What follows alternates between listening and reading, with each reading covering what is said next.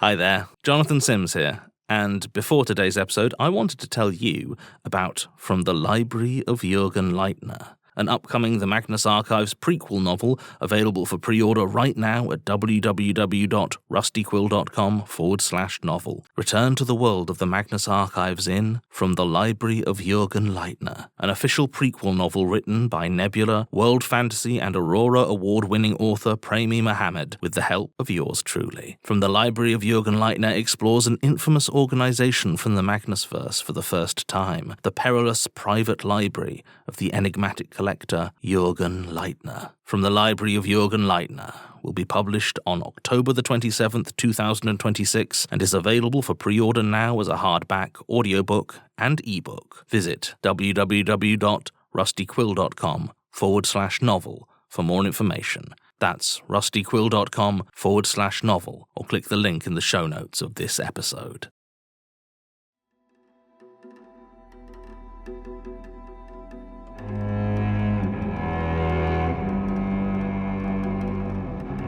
Disconnected by Amy Hodgetts. The only thing more insincere than the media outcry over Paul Spencer's death while playing Sorcery was the developers' response to it. Terms like unprecedented, unexpected, unusual, and several other unwords had been stirred into templated press releases and sent out into the world. But Frankie knew the truth of it. The only unword to really sum it up was unsurprising. Still, protecting the business from bad press was in her best interests, particularly her financial interests. So when the request came in that she needed to investigate Paul Spencer's account, Frankie began setting up her Sorcery VR station without a word of protest. It wasn't like she had anything else planned for that night. The contraption always reminded her of an Iron Maiden. It was a large metal container designed to keep the player's physical body safe and secure while plugged into the game. A series of nodes blinked at her from inside the head cavity. Frankie had no idea how they worked, other than the brief rundown she'd been given years ago during her onboarding. Understanding it was not in her job description. Setting her phone on her overfull desk, Frankie climbed into the Sorcery VR station and lay back as the shell closed around her with a soft thud. The tiny space came to life in a bright blue glow, and the nodes pressing against the back of her head activated. Her limbs numbed as her brain's signals shifted from her physical body to her digital avatar. The blue light clouding her vision burst with a triumphant welcome screen. Sorcery, an immersive role-playing experience. After nodding her digital avatar's head to continue, the usual disclaimer appeared. The tiny text scurried across, barely legible, with a huge I accept button beneath. Sorcery utilizes AI technology for its non-playable characters, NPCs, in order to provide an ever-changing adventure. Sorcery recommends players take regular breaks. Do not exceed 6 hours of continuous play within a single session. To revert brain function to the physical body, players must log out from the menu. Disconnecting from the game by other means, including premature removal from the Sorcery VR station by another party, may result in injury. By playing Sorcery, players agree to the risks involved in using the Sorcery VR station. Please see sorcerythegame.com for further details. Frankie hit the accept button. A second later, soft grass pushed up under her feet. Huge trees, pruned to perfection, towered around her, a gentle fluttering of leaves and bird wings filling her ears. Taking a moment to adjust, Frankie stretched out and flexed her fingers. While she was doing this, a small bush off to her right rustled. A tiny brown rabbit hopped out, sniffed the air, then bounded across her path. It would make an ideal test subject. Frankie thrust out her hand, and a wave of green magic streamed from her palm. It struck the rabbit, and with a ringing pop, the creature vaporized into mist. She let out a sigh of contentment, satisfied that everything was working as it should be. The admin spells took all of the hassle out of the game. They could get on with their jobs without interference, regardless of their skill level. And, naturally, no one who worked at Sorcery was any good at the game. Frankie herself had only clocked 20-odd hours, and a good 17 of them had been entirely at work. She set off across the knoll, heading for the first dirt path she spotted, winding around the hill, cresting in the distance. She ferreted in her bag as she went, pulling out her scrolls to read over the messages her manager had sent. Frankie, investigate account Spency. Look at playtime, modded items, etc. Report any findings of that nature. Check Woodsmill first. I've quarantined it against human players for 30 minutes. Clive. The subtext rang clear. If she found anything that implicated the game itself as the cause of Paul's death, ignore it. Well, perhaps it would be a cut-and-dry case. Maybe his play session would be over the 6-hour mark. Sure, no one had ever died from that before, but the odd player had experienced brain damage from overly lengthy stints. Sorcery was covered. The disclaimer was there. The players agreed before entering. And, at the 4-hour mark, a pop-up always appeared suggesting they log out. What more could they do? Frankie made her way on foot to Woodsmill, having spawned close by. As she headed through the bustling crowds of chittering NPCs, she cast a quick spell to see which of them Spency had spoken to last. If he'd tinkered with the code, the NPCs would have made dry comments about it. A red splotch appeared above a lady in a yellow dress, tending to a fruit and vegetable stand at the market. Frankie made her way over. The NPC smiled and waved as she approached. "Well met, traveller. The road is..." "Pull up chat logs for player ID 290742, previous 48 hours, Frankie interrupted. She watched the red splotch above the vendor's head turn yellow. "Administrator verified. Chat log for Spency acquired. Ah, I do hope he found out where that monster came from. Scared us all half to death," the vendor chirped, before going back to replenishing an endless amount of brightly coloured fruits to her already full stall. Ignoring her attempt at conversation, Frankie pulled out her scrolls again and scanned the logs. Nothing stood out as unusual, just the standard interaction and the purchase of 6 dazzling dreamberries. "Right," Frankie muttered, then raised her voice to the NPC once more. "Pull up inventory and last session playtime for player ID 290742.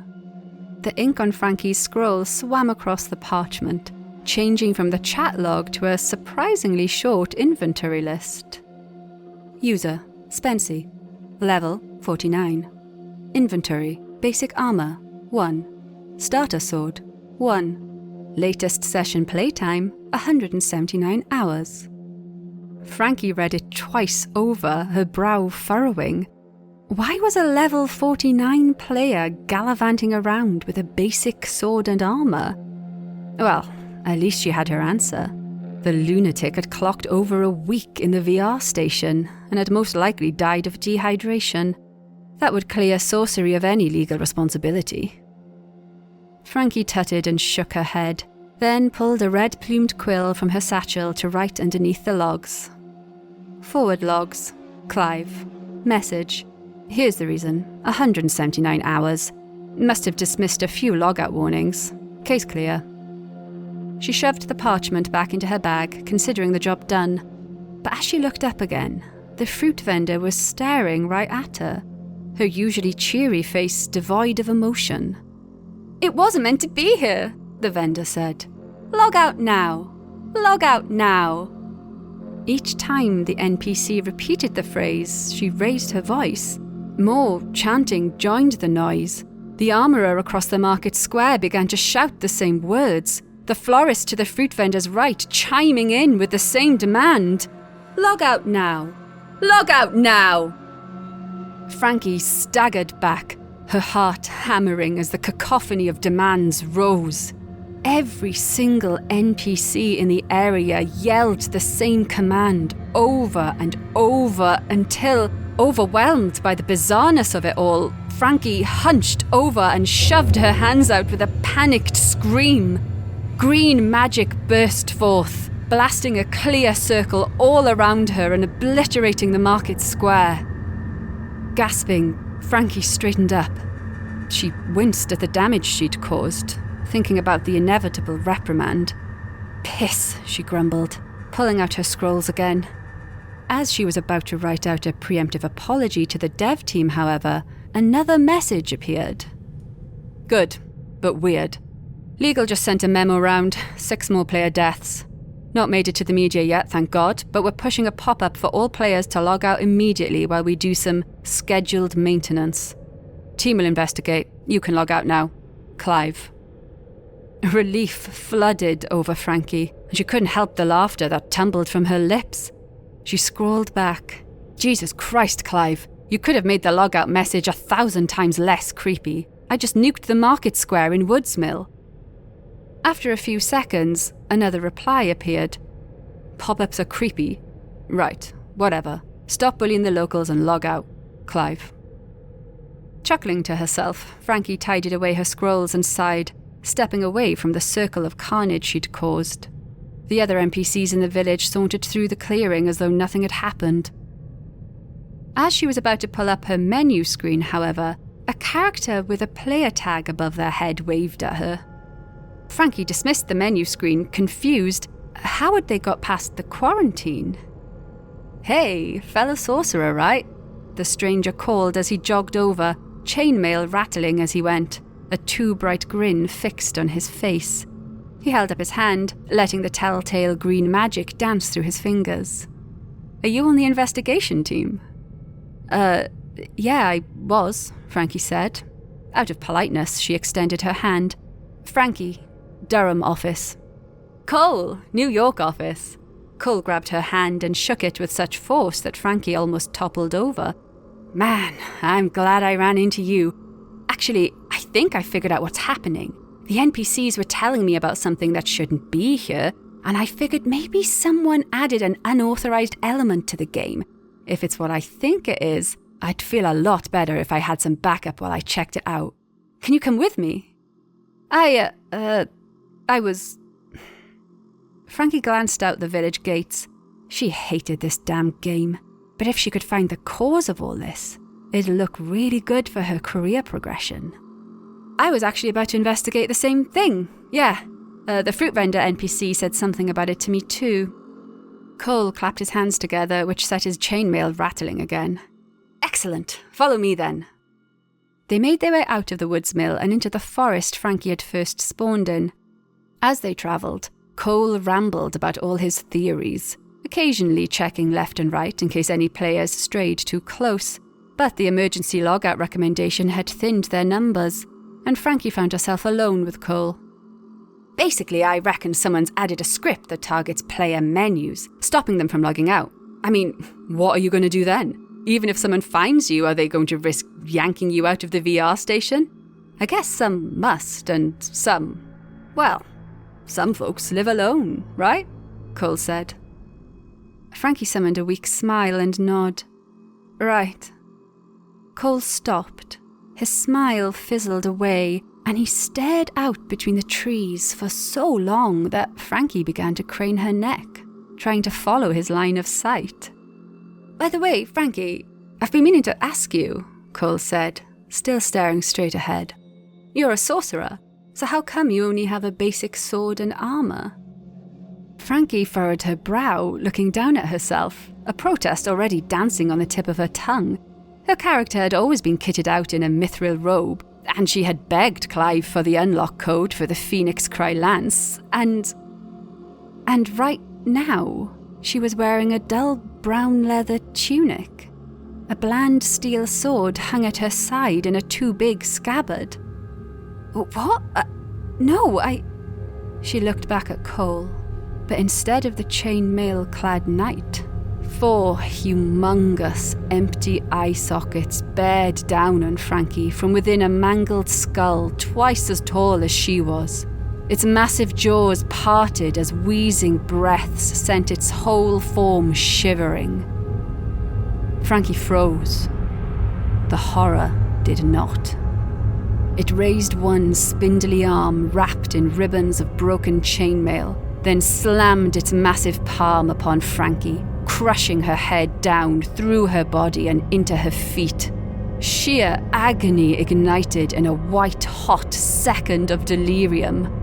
But almost as soon as it started, Frankie was thrown back into her digital body, as good as new once more. Gasping for breath, she only had time to clock those 4 empty eye sockets again before the skull's mouth opened, acid bile pouring out and engulfing her. Just like before, searing pain erupted through her before she landed back into her respawned digital body. The echoes of pain drove her to her hands and knees, lungs burning in memory of the torrent of acid. The nightmare plucked her from the ground and dropped her into its open maw, subjecting her to the torture of its grinding teeth for several lifetime-like minutes, before she respawned yet again. This time, Frankie screamed and threw her hands forward, aiming to cast the deletion spell she had relied upon so often, but her hands, shaking and now scarred with teeth marks, summoned nothing at all. A rumbling laugh coiled around her, weaving through the shadows of the trees that witnessed her torture in silence. Playing God for a minute makes a lifetime as a human seem so grey, does it not? The laughing creature bellowed. Growling, Frankie gestured for the main menu, triumph surging as the list appeared in her vision. Resume, settings, log out. Each glowed a dull blue, waiting to be pressed, save for the one she wanted. The log out button sat there, a disobedient grey colour, ignoring her frenzied tapping. No, no, no, no, Frankie yelled. She would have continued hammering at the greyed out option, but for the skeletal fingers that appeared around the border of her floating menu list. With almost mocking levels of care, it prized it away, unblocking Frankie's view of its twisted skull once more. Don't be shy. You enjoyed it, didn't you? It asked. In the market square. The NPCs, she thought. Frankie coughed a half-stunned laugh. She stepped back from the monster, shaking her head in disbelief. Did he think she'd got some weird power trip from deleting NPCs? From erasing a bit of code? But the creature nodded at her. Ah, agreed. I grew bored of them quickly too. It is much more thrilling with real people. Its skeletal hand shot forward, one finger piercing through Frankie's chest and sending her spiraling into blackness again. For hours, her mad grim reaper doled out countless deaths upon her poor digital self. Each one blazed through her brain, a delivery of authentic pain wrapped in a too real experience.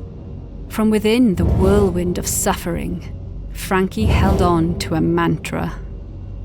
4 hours. 4 hours. 4 hours. But when that blessed moment crawled in and the logout suggestion popped up, Frankie could only wail in despair. You have been playing for over 4 hours, the pop-up said. We recommend you log out and take a break. The button that ought to carry her salvation, however, sported a different message in bold letters. But I am having fun.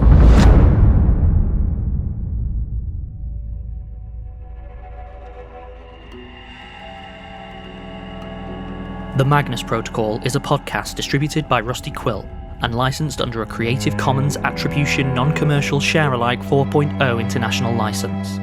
To subscribe, view associated materials, or join our Patreon, visit rustyquill.com. Rate and review us online, tweet us at The Rusty Quill, visit us on Facebook, or email us via mail@rustyquill.com. Thanks for listening.